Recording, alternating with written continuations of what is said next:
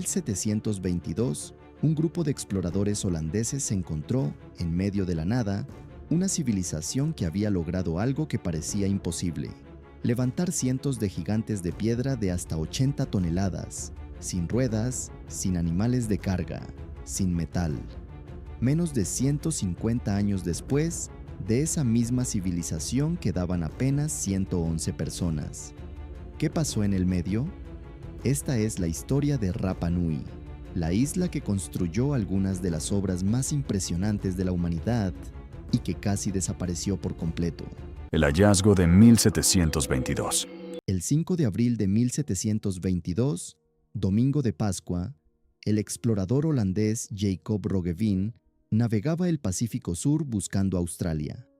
Lo que encontró fue un pedazo de tierra que no aparecía en ningún mapa, apenas 22 kilómetros de largo, a más de 3.500 kilómetros de la costa de Chile. La isla habitada más cercana, Pitcairn, está a 2.100 kilómetros. Roggeveen esperaba encontrar tierra árida y poco más, pero al acercarse, la tripulación empezó a ver humo saliendo de la isla, y los isleños salieron a recibirlos en canoa. En su diario, el capitán los describió como personas fuertes, amables, con dientes sorprendentemente blancos, pero lo que realmente dejó sin palabras a los europeos fue otra cosa. En sus propias palabras, escribió: «Estas figuras de piedra nos llenaron de asombro, ya que no podíamos entender cómo era posible que la gente hubiera sido capaz de erigirlas». Los isleños los llamaban Moai, y no existen en ningún otro lugar del planeta. La leyenda del origen, Hotu Matua. Los habitantes actuales no llaman a su isla Isla de Pascua. Ese nombre se lo pusieron los europeos. Ellos la llaman Rapa Nui, igual que a su pueblo y su idioma. Y su nombre más antiguo, aún más profundo, es Tepito o Teenua, el ombligo del mundo. Según la tradición oral, todo comenzó con un rey llamado Hotu Matua, que vivía en una isla lejana llamada Hiva, posiblemente en las actuales Islas Marquesas, a unos 3.700 kilómetros al noroeste. Hiva estaba atravesando algún tipo de desastre natural, y Hotu Matua, preocupado por su pueblo, convocó a un consejo para buscar un nuevo hogar. Uno de los presentes, Jaumaka, cayó dormido durante la reunión, y según la leyenda, su alma se separó de su cuerpo, voló sobre el océano y encontró una isla llena de árboles y especies desconocidas. Al despertar, Jaumaka anunció: «Esta es una isla para nuestro jefe». Hotu Matua envió 7 exploradores a buscarla. Días después, encontraron Tepito o Teenua. Es una leyenda hermosa, pero muchos investigadores creen que en realidad los primeros polinesios llegaron por pura exploración, o incluso por accidente, hace más de 1000 años, guiándose únicamente por las estrellas y las corrientes oceánicas, en una de las hazañas de navegación más notables de la historia humana. Orejas largas y orejas cortas. Un dato menos conocido: no llegó un solo pueblo a colonizar la isla, sino que la sociedad Rapa Nui terminó dividida en 2 grupos con marcadas diferencias sociales, conocidos como orejas largas y orejas cortas. Los orejas largas ocupaban una posición de mayor jerarquía y nobleza.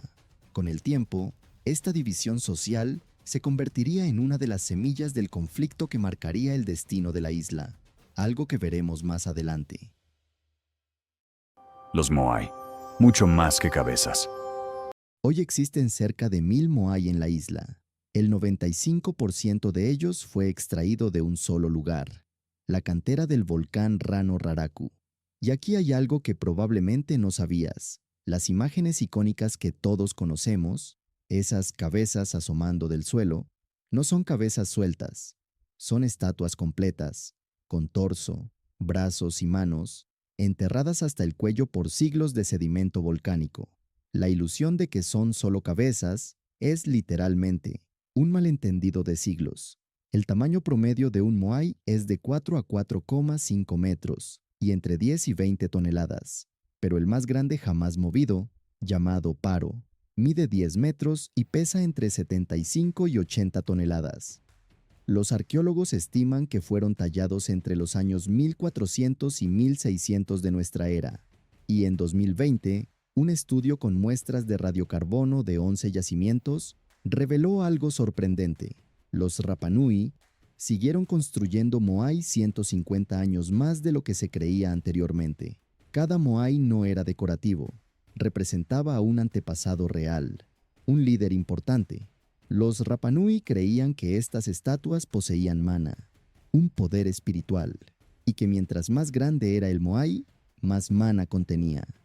Un detalle fascinante: cuando terminaban de tallar un moai, le incrustaban en las cuencas de los ojos coral blanco y obsidiana negra o escoria roja, un proceso que llamaban Aringa Ora, semblante vivo. Los Rapa Nui creían que era exactamente en ese momento cuando el espíritu del antepasado pasaba a habitar la piedra. Y aquí va otro dato que contradice lo que muchos piensan.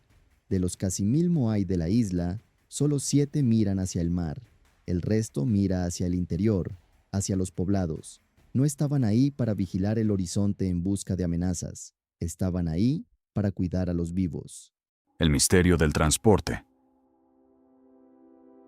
¿Cómo trasladó esta civilización, sin ruedas, sin metal y sin animales de carga, estatuas de hasta 80 toneladas por kilómetros de terreno volcánico?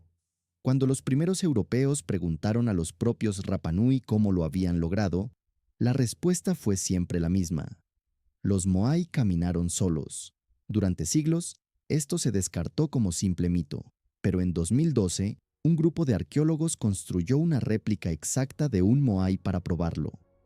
Descubrieron algo clave. El centro de gravedad de la estatua es tan bajo que si se ata con cuerdas por varios costados y se balancea de lado a lado, la estatua efectivamente avanza sola, con un movimiento parecido a caminar. Y hay una prueba más que respalda esta teoría. Si los moai hubieran sido arrastrados acostados sobre troncos, como se pensaba antes, la fricción habría dejado marcas en la piedra durante el trayecto de varios kilómetros desde la cantera hasta la costa. Pero ninguno de los moai tiene esas marcas. Estudios arqueológicos incluso identificaron caminos excavados directamente en la roca volcánica, con una forma que parece diseñada específicamente para este método. La tradición oral Rapa Nui, por su parte, tiene su propia explicación. Dicen que era el mana, esa energía espiritual, lo que animaba a los moai y les permitía moverse. Una leyenda parecida, curiosamente, existe también en Tiahuanaco, junto al lago Titicaca, donde se dice que sus monolitos también fueron movidos por fuerzas más allá de lo físico. Es una teoría sin respaldo científico, pero que sigue siendo parte importante de cómo el propio pueblo Rapa Nui entiende su historia. El colapso. La teoría del ecocidio.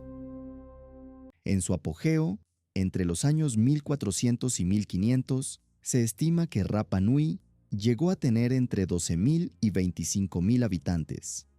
200 años después, esa cifra había caído a entre 2.000 y 3.000 personas. Y en 1877, un censo registró apenas 111 habitantes en toda la isla. ¿Qué pasó? La teoría más conocida es la del ecocidio, popularizada por el científico Jared Diamond en su libro Colapso, 2005. La isla estaba cubierta originalmente de densos bosques, pero la tala masiva, para cultivo, para combustible y para transportar los propios moai, fue más rápida de lo que el bosque podía regenerarse.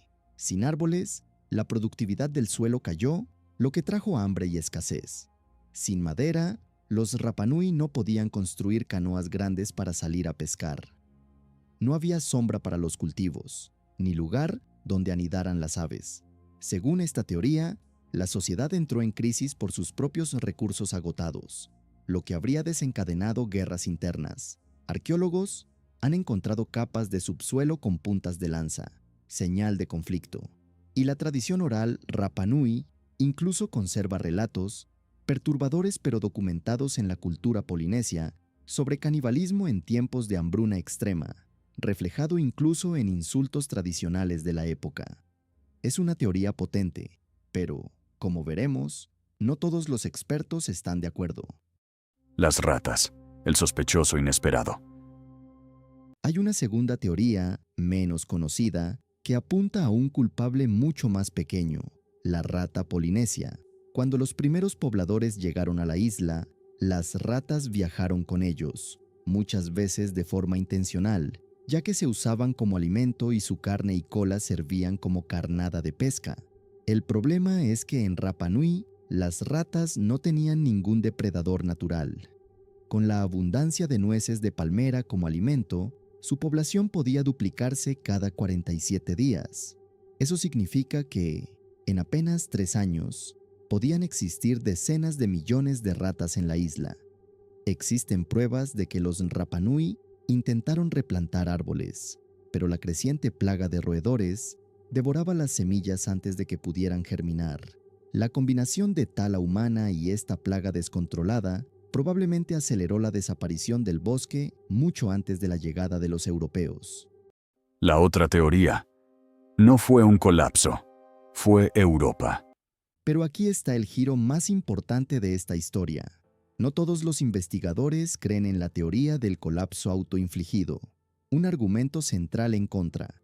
Cuando los europeos llegaron en 1722, los registros muestran que los Rapa Nui seguían construyendo Moai con normalidad. Lo que sea que estuviera pasando en la isla, no parecía haber sido catastrófico. Todavía, el verdadero quiebre, según esta segunda teoría, llegó después del contacto europeo. En 1770, España reclamó formalmente la isla. Después de eso, cada vez más barcos empezaron a visitar Rapa Nui regularmente. Y esos barcos trajeron algo contra lo que los Rapa Nui no tenían ninguna defensa: enfermedades. La viruela, especialmente, devastó a la población de forma brutal. Como si eso no fuera suficiente, en el siglo XIX llegaron balleneros que practicaban lo que se conoce como blackbirding, secuestro y tráfico de personas. Atraían a los isleños a la playa con telas y objetos, y cuando se acercaban a recogerlos, los golpeaban, los encadenaban y los subían a la fuerza a los barcos para llevarlos a trabajar como esclavos en plantaciones de caña de azúcar por todo el Pacífico. Bajo esta interpretación, la caída dramática de la población de Rapa Nui, de miles de personas a apenas 111, no fue principalmente un colapso ecológico autoinfligido, sino el resultado devastador del contacto con enfermedades europeas y la esclavitud. Probablemente, la verdad esté en algún punto entre ambas teorías. Una isla ya bajo presión ambiental, golpeada después con una fuerza externa para la que no estaba preparada. Rapa Nui hoy. En 1995, la UNESCO declaró a Rapa Nui Patrimonio de la Humanidad. En 2018, el gobierno de Chile oficializó el cambio de nombre de Isla de Pascua a Rapa Nui. Hoy viven en la isla cerca de 5.000 personas, en su mayoría descendientes directos de aquella civilización que estuvo al borde de la extinción. Para muchos investigadores, la historia de Rapa Nui, sea cual sea la causa exacta de su colapso, sigue siendo una advertencia poderosa, la de una sociedad aislada que agotó los recursos de su propio mundo en miniatura. Una metáfora, dicen algunos, de lo que la humanidad entera podría enfrentar a mayor escala. De una isla que nació de un volcán y está prohibida al ser humano, a una isla que construyó gigantes de piedra y casi desapareció por completo. Cada capítulo de esta saga nos muestra un límite distinto, el de la naturaleza y el de nuestra propia civilización. Si te gustó este viaje hasta Rapa Nui, suscríbete para el próximo capítulo de la saga de islas más extrañas del planeta. Y cuéntame en los comentarios, ¿crees que fue la isla la que se destruyó a sí misma? ¿O fuimos nosotros quienes la destruimos?